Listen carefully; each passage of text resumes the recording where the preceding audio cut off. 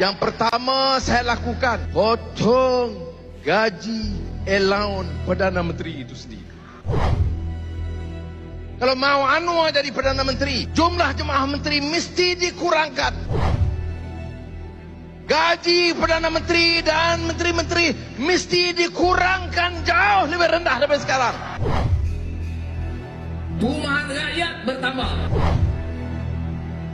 Harga barang terus meningkat. Telur ayam, minyak tak ada. Kalau ada mahal. Bawang putih, bawang merah, cili. Sebut saja. Dia menyiksa rakyat.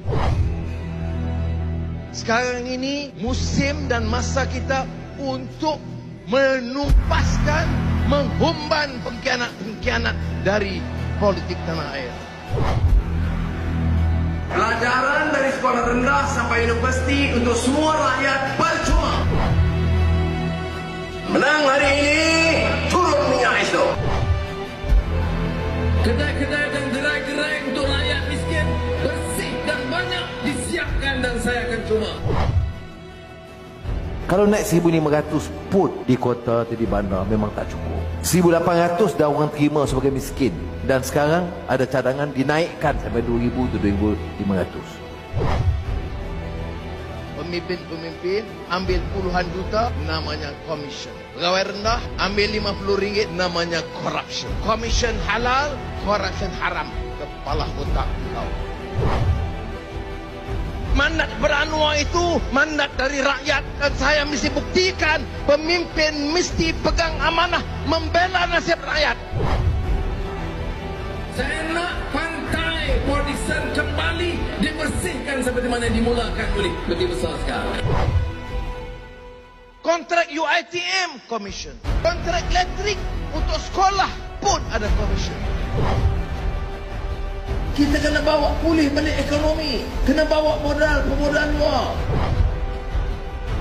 Buka kelang-kelang orang kita kerja. Bagi latihan anak-anak muda.